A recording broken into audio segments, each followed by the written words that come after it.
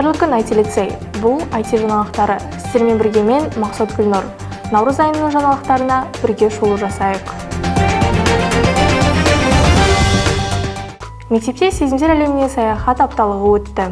Мектеп-лицейде психологтар мен тәрбиешілер ұйымдастырған сезімдер әлеміне саяхат атты апталық өтті. Апталық барысында түрлі ойындар, арт-терапиялық тренингтер, семинарлар мен кездесулер ұйымдастырылды. Оқушылар менің сезімнің түстері тренингіне қатысып, шығармашылық арқылы өз ішкі жан дүниесін таныды. Сонымен қатар көңілді үзіліс, эмоционалды серфинг семинары сияқты шаралар оқушылардың белсенділігін арттырды. Іс-шаралар аясында қолөнер шеберлік сағаты, ән кеші және ата-әжелермен кездесу өткізілді. Апталық оқушыларға көтеріңкі көңіл күй сыйлап, рухани дамуына оң әсерін тигізді. Өмірдің мәні неде атты тәрбие сағаты өтті. Сабақты оқушымыз Қабиден Інжудің әкесі Бекқалиев Амангелді Қабиденұлы жүргізді.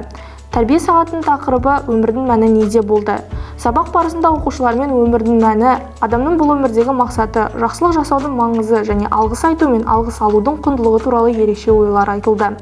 Оқушылар сабақ барысында өз ойларымен бөлісіп, өмірдің мәнін түсіну, адамдарға жақсылық жасау, ризашылық білдіру сияқты құндылықтардың маңызын ұғынды.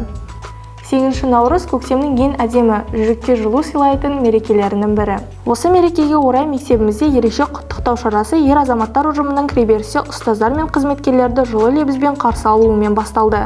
Мерекелік күн 7-ші сынып оқушылар дайындаған әсем концерт бағдарламаға ұласып, барша жиналған қауымға мерекелік сезім ұялатты. Лицейімізде ұлттық дәстүрлерді дәріптейтін көрісу күні ерекше көңіл-күймен аталып өтті.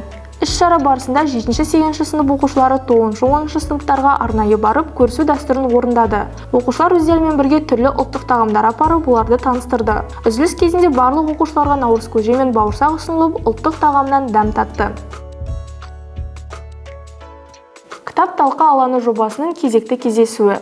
Мектеп ұжымының рухани танымдық жұмысы аясында кітап талқы алаңы жобасының кезекті кездесуі өтті. Бұл жолы Виктор Франклдың өмірден мән іздеген жан шығармасы талқыланды. Кездесуде адам өмірінің мәні, қиындыққа төзім, рухани беріктік пен үміт тақырыптары қозғалды. Қатысушылар кітаптан алған әсерлерімен бөлісіп, өмірлік құндылықтар туралы ойларын ортаға салды.